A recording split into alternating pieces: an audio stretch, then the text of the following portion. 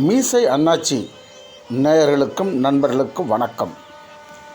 நாம் தொடர்ந்து சிறுகதையை பார்த்து வருகின்றோம். கிராமத்து சிறுகதைகளை பார்த்து வருகின்றோம். இப்பொழுது நாம் கூறுகின்ற சிறுகதை யோகம் என்ற சிறுகதை. யோகம் என்றால் சமஸ்கிருதத்தில் அதிர்ஷ்டம். அதிர்ஷ்டம் என்பதுதான் தமிழ்நாட்டிலே மறுவிவிட்டது. இதற்கு நல்ல தமிழ் பாக்கியம், நற்பேறு, நல் ஊழ், நல்ல ஊழ், எதிர்பார்க்காமல் கிடைக்கும் நன்மை என்று இதற்கு பொருள். இப்பேற்பட்ட யோகத்தை பற்றிய ஒரு சிறுகதையை நாம் மீசை அண்ணாச்சி நேயர்களுக்காக வழங்குகின்றோம். கந்தன் என்ற ஒரு இளைஞன் தன் குடும்பத்தோடு வறுமையில் வாழ்ந்து கொண்டிருந்தான். உழைப்பது, உண்பது இப்படி என்று வாழ்ந்து வந்தான். அவன் வாழ்வில் மேலே வர இயலவில்லை. எவ்வளவு உழைத்தும் பணத்தை சேர்த்து வசதியான வாழ்க்கை வாழ இயலவில்லை. தினமும் இறைவனை வணங்குவது அவனுடைய ஒரு வாடிக்கை. அந்த வகையிலே அவன் நல்ல பக்திமானாகவும் திகழ்ந்தான். ஆனால் ஏனோ அவனுக்கு வாழ்வில் வசந்தம் வரவில்லை.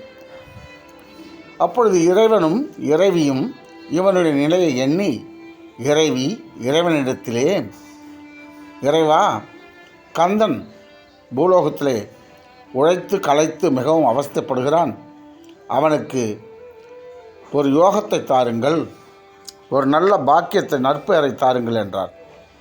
அப்பொழுது இறைவன் அவனுக்கு இன்னும் யோகம் என்கின்ற யோகலட்சுமி, அதாவது லக்ஷ்மி அருள் வேண்டும். அப்படி அவனுக்கு யோகத்துக்கான அந்த நேரம் வரவில்லை. நாம் என்ன கொடுத்தாலும் அவன் அதை சரியாக பயன்படுத்தி கொள்ள இயலாது என்று கூறினார். இல்லை, நீங்கள் சாக்கு போக்கு கூறுகிறீர்கள், அவனுக்கு என் பொருட்டு அவனுக்கு உதவுங்கள் என்றார். அப்படியே இறைவனும் அவர் நடந்து வரும் பாதையிலே ஒரு பொன் முடிப்பை போட்டார். அவன் நடந்து செல்லும் பாதையிலே அதை கண்டெடுத்து அவன் வசதியாக வாழட்டுமே என்ற எண்ணத்தோடு இறைவியின் பேச்சை கேட்டு இறைவன் அந்த பொன்முடிப்பை அவன் நடந்து செல்லும் பாதையிலே அவர் கண்ணில் கிடைக்கும்படியாக போட்டார்.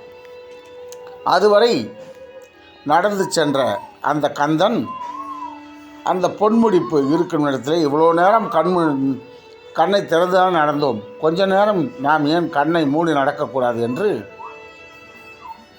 அவனுக்குள் ஒரு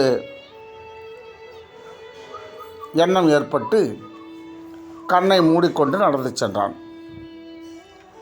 அப்பொழுது அந்த பண முடிப்பை தாண்டி, அந்த தங்க முடிப்பை தாண்டி அவன் சென்று விட்டான். வழியிலே கிடந்த அந்த மூட்டையை அவன் கவனிக்கவில்லை. காரணம், அவனுக்கு யோகம் எனும் தேவதை, அவனுக்கு லக்ஷ்மி கடாட்சம் என்று சொல்லுவார், அது கிடைக்கவில்லை. அவன் ஏமாற்றம் அடைந்தான். அவனுக்கு தெரியாது, மூட்டை கிடந்து வழியில் கிடந்ததே தெரியாது. அப்படி அவன் நடந்து சென்று விட்டான். அப்பொழுதுதான் இறைவனிடத்திலே பார்த்தாயா தேவி, அவனுக்கு யோகம் வரவில்லை என்றார். ஆகவே என்னதான் தேனை தடவிக்கிட்டு தெருவெல்லாம் உருண்டாலும் ஒற்றை மண்ணு தான் ஒட்டுன்னு சொல்லுவாங்க கிராமத்தில். அந்த மாதிரிக்கு நமக்கு அந்த யோகம் இருந்தால் மட்டுமே, பாக்கியம் இருந்தால் மட்டுமே எதிர்பாராத நன்மைக்கு நமக்கு கிடைக்கும் என்பது இந்த கதையின் மூலமாக தெரிகிறது. ஆகவே குருட்டு அதிர்ஷ்டம் கிடைக்கும் என்று எண்ணாமல் உழைத்து உயர்ந்து வாழ்வில் வாழ்வோம் என்று இந்த கதையின் மூலமாக நாம் தெரிந்து கொள்கின்றோம். மீசை அண்ணாச்சி நேயர்களே, இது போன்ற கதைகள் தொடர்ந்து உங்களுக்கு நாங்கள் தர மீசை அண்ணாச்சி சேனலை லைக் செய்யுங்கள், ஷேர் செய்யுங்கள், சப்ஸ்கிரைப் செய்யுங்கள். யோகம் என்று கமெண்ட்ஸிலே பதிவிடுங்கள். கண்டிப்பாக வாழ்வில் யோகம் கிட்டி பக்திமானாக வாழ்ந்து உழைத்து வாழ்விலே உயர்ந்து நற்கதியை பெற நல்ல பாக்கியத்தை பெற வாழ்த்துகின்றோம். வாழ்க வளமுடன்.